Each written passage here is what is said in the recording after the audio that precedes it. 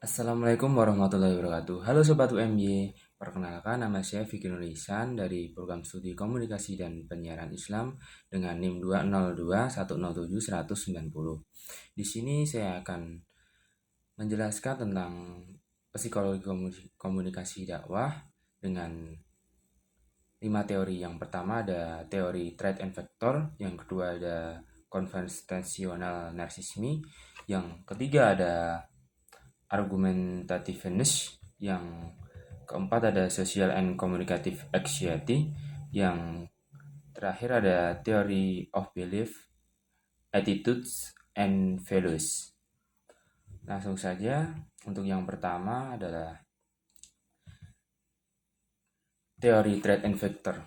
Threat and vector adalah pandangan yang mengatakan bahwa kepribadian seorang dapat dilukiskan dengan mengidentifikasikan jumlah dan ciri sejauh tampak dari hasil testing psikologis yang mengukur masing-masing dimensi kepribadian itu. Salah satu tokoh dalam karir adalah Frank Person yang berhasil mendobrak dunia dengan mencetuskan teori tentang threat and vector. Person diyakini merupakan tokoh besar dalam merintis konseling karir.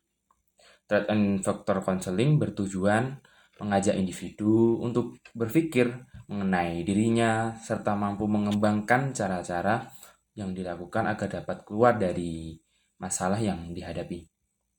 Untuk contohnya tersendiri ada membantu siswa atau siswi dalam menentukan jurusan yang mereka pilih. Yang kedua ada teori narsistik. Secara etimologis berarti cinta diri. Para ahli komunikasi seperti Anita Vangelisti dan kawan-kawan menerapkan konsep ini ketika mengidentifikasi satu jenis perilaku komunikasi, yaitu konvensional narsisme. Orang dengan perilaku komunikasi jenis ini digambarkan sebagai orang yang suka mendominasi alur komunikasi dengan cara terus-menerus membicarakan mereka sendiri. Mereka biasanya menggunakan perangkat komunikasi nonverbal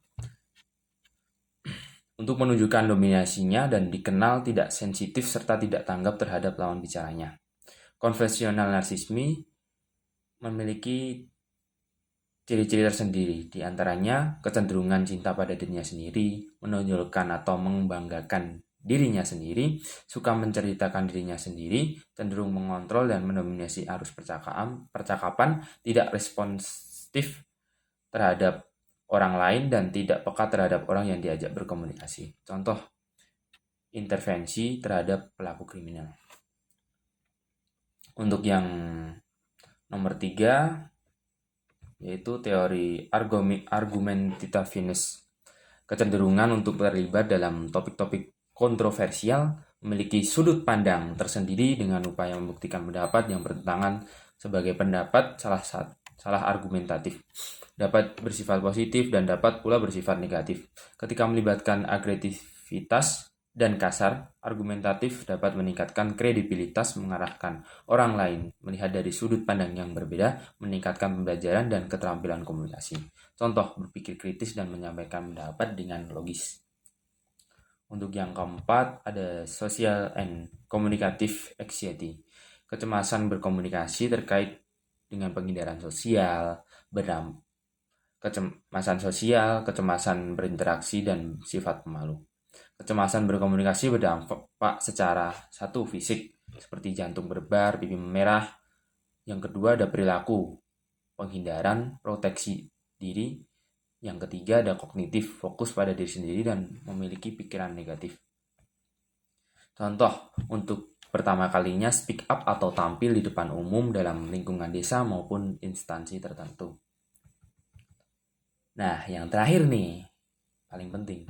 Theory of belief, attitudes and values. Setiap orang memiliki sistem keyakinan, sikap dan nilai-nilai yang terorganisir dan mengarahkan pada perilaku tertentu.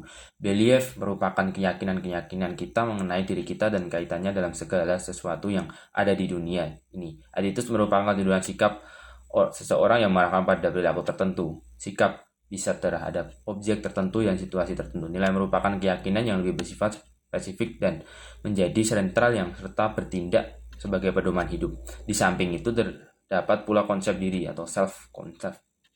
Bagaimana penilaian kita tentang diri kita sendiri yang turut menentukan perilaku kita dalam berkomunikasi. Contoh, prinsip optimis dan patriotisme dan idealisme yang dilakukan TNI maupun Polri. Sebagai penutup ataupun kesimpulan, setiap individu sebagai komunikator akan memiliki perangkat karakter tertentu dan sumber daya yang berbeda-beda. Dalam setiap situasi yang dihadapi, pemahaman tentang seseorang komunikator tidak cukup dari sisi karakter dan sistem kognitifnya semata, namun juga ditentukan oleh faktor sosial, budaya, nilai-nilai yang dibentuk lingkungannya, interpretasi, dan tindakan-tindakan komunikator dapat berubah melalui interaksinya dengan orang lain. Mungkin cukup sekian yang dapat saya sampaikan. Apabila terdapat kekurangan itu hanyalah milik manusia dan terdapat kelebihan itu hanyalah milik Allah Subhanahu wa taala. Wabillahi taufiq wal hidayah. Wassalamualaikum warahmatullahi wabarakatuh. Semoga bermanfaat.